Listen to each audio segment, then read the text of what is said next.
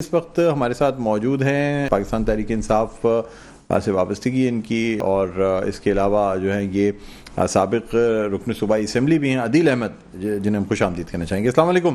وعلیکم السلام جی عدیل، آپ کو خوش آمدید کہتے ہیں پروگرام میں، بہت بہت شکریہ، آپ نے وقت نکالا پروگرام کے لیے۔ آپ کا بہت شکریہ جی، آپ نے موقع دیا اپنے پروگرام میں بات کرنے کا، بالکل بہت شکریہ۔ نہیں بالکل، آپ مجھے بتائیے گا کہ آپ کے کاغذات نامزدگی منظور ہو گئے ہیں، مسترد ہوئے ہیں؟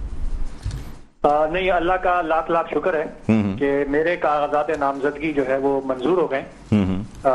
اعتراض لگایا گیا، کوشش کی گئی الیکشن کے عملے کی طرف سے کہ انہیں مسترد کیا جائے، اور ریزن یہ پیش کیا جا رہا تھا کہ مجھے خود پیش ہونا پڑے گا۔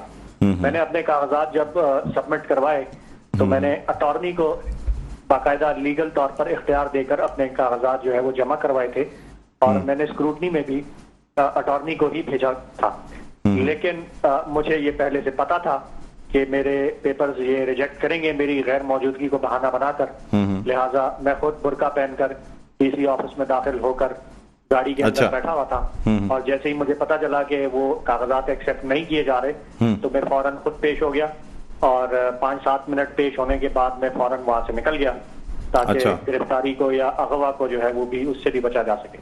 اچھا، یعنی آپ برقعے میں ہی پیش ہو گئے اور پھر برقعے میں ہی وہاں سے نکل گئے؟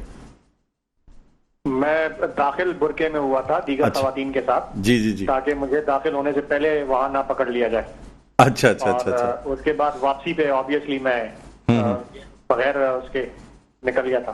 ٹھیک ہے، تو یہ طریقہ کامیاب رہا، اس کا مطلب یہ ہے کہ یہ اس طریقے سے کہنا کہ جی ہر کسی کے ریجیکٹ کر رہے ہیں، یہ بھی غلط ہوگا۔ جب آپ کے دیکھیں نا، آپ سابق رکن صوبائی اسمبلی ہیں، آپ ماشاءاللہ آپ کی ایفیلیشن ہے، دوسرے آپ منظر عام پہ بھی نہیں تھے، آپ کی طرف سے کوئی پریس کانفرنس بھی، یہاں تو ایسے لوگوں کی بھی کاغذات منظور نہیں ہوئے جو پریس کانفرنس کر چکے تھے، باقاعدہ اعلان کر چکے تھے پاکستان تحریک انصاف چھوڑنے کا۔